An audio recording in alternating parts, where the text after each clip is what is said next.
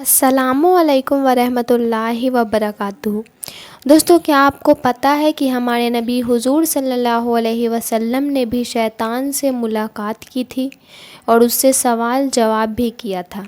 اگر آپ جاننا چاہتے ہیں کہ ان کے بیچ کیا بات چیت ہوئی ہوگی تو ویڈیو کو پورا لاسٹ تک ضرور دیکھیے گا۔ اس ویڈیو کو دیکھنے کے بعد آپ کافی حد تک شیطان کے جھانسے میں آنے سے بچیں گے۔ تو چلیے ویڈیو کو شروع کرتے ہیں۔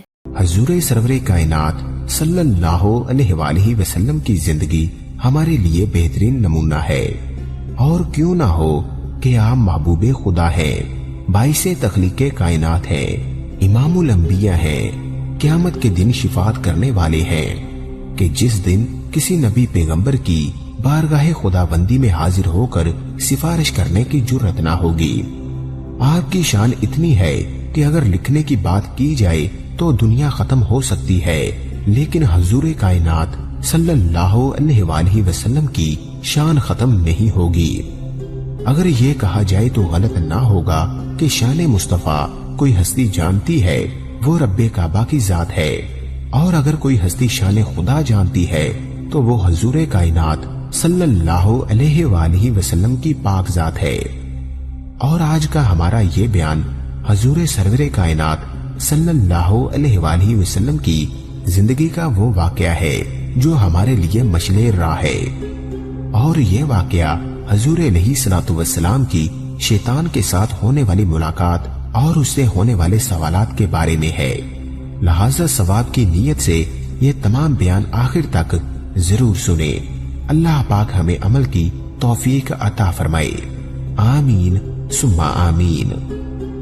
اس سے پہلے کہ ہم آپ کو اس ہونے والی ملاقات کے احوال سے آگاہ کریں، یہ بتانا بھی ضروری ہے، جب رب کعبہ نے حضرت آدم علیہ السلام کی تخلیق فرمائی، فرشتوں اور شیطان کو آدم علیہ السلام کے حضور سجدہ تعظیمی کرنے کو کہا تو یہ انکاری ہوا کہ اللہ تعالیٰ نے اس لعین کو لعنت کے توق کے ساتھ جنت سے نکال پھینکا۔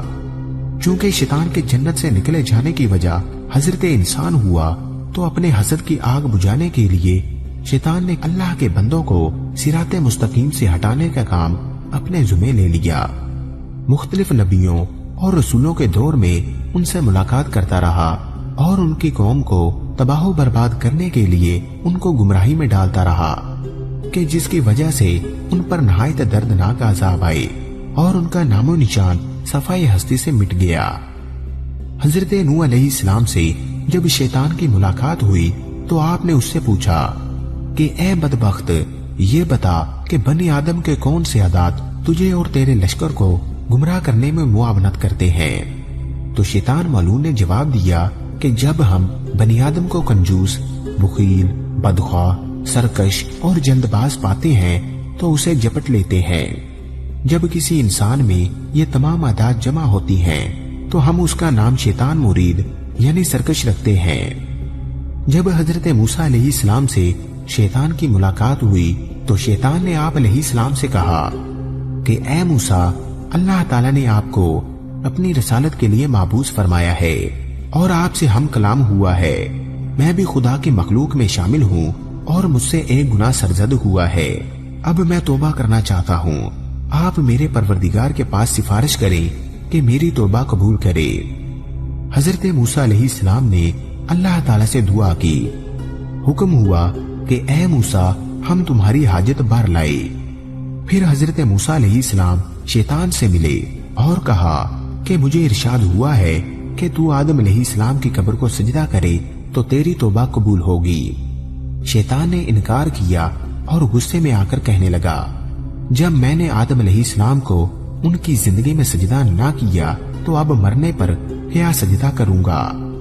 پھر شیطان نے کہا کہ موسیٰ علیہ السلام، تم نے جو اپنے پروردگار کے پاس میری سفارش کی ہے، اس لیے تمہارا مجھ پر ایک حق ہے۔ تم مجھ کو 3 حالتوں میں یاد کیا کرو، ایسا نہ ہو کہ تم کو ان 3 وقتوں میں ہلاک کر دوں۔ ایک تو غصہ کے وقت مجھ کو یاد کرو، کیونکہ میرا وسوسہ تمہارے دل میں ہے اور میں تمہارے رگ و پوست میں خون کی طرح دوڑتا ہوں۔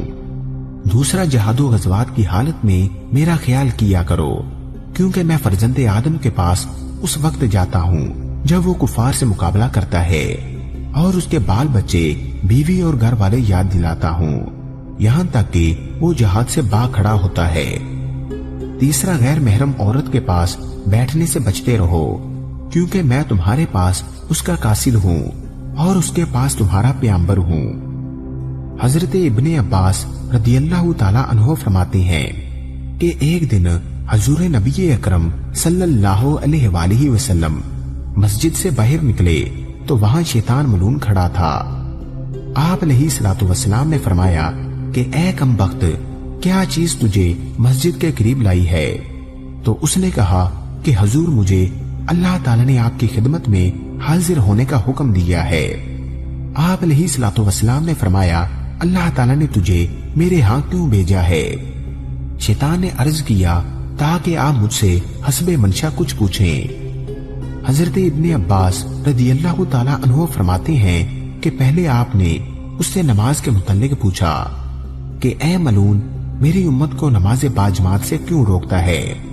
عرض کیا، حضور، جس وقت آپ کا کوئی امتی نماز باجماعت کے لیے گھر سے نکلتا ہے تو مجھے تپ مہلکہ گھیر لیتا ہے، جب تک وہ واپس نہیں ہوتا میں اسی مرض میں مبتلا رہتا ہوں۔ پھر آپ علیہ الصلوۃ والسلام نے پوچھا کہ تو ان کو علم و دعا سے کیوں روکتا ہے؟ عرض کیا کہ ان کی دعا سے میں اندھا اور بہرا ہو جاتا ہوں، مجھے اس وقت شفا ہوتی ہے جب وہ فراغت پاتے ہیں۔ آپ علیہ الصلوۃ والسلام نے فرمایا، ان کو قرآن پڑھنے سے کیوں روکتا ہے؟ عرض کیا کہ رات سے میں کلے کی طرح آگ میں پگھلتا رہتا ہوں۔ پھر آپ نے فرمایا، ان کو جہاد سے کیوں روکتا ہے جبکہ وہ جہاد کے لیے نکلنے کا ارادہ کرتے ہیں؟ عرض کیا، جب وہ جہاد کے لیے نکلتے ہیں تو اس وقت میرے قدموں میں زنجیر ڈالے جاتے ہیں یہاں تک کہ وہ واپس نہ لوٹیں۔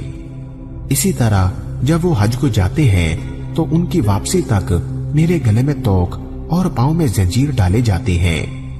اسی طرح جب وہ صدقہ کا ارادہ کرتے ہیں تو میرے سر پر کلہاڑے چلتے ہیں جو مجھے ایسے کاٹتے ہیں جیسے لکڑیوں کو کاٹا جاتا ہے۔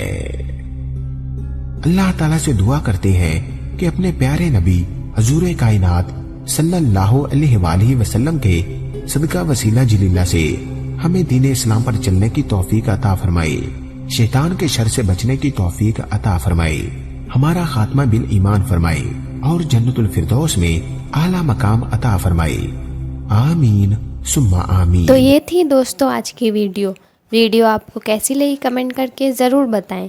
ویڈیو اچھی لگے تو ایک لائک ضرور کریں۔ ملتے ہیں نیکسٹ ویڈیو میں۔ السلام علیکم۔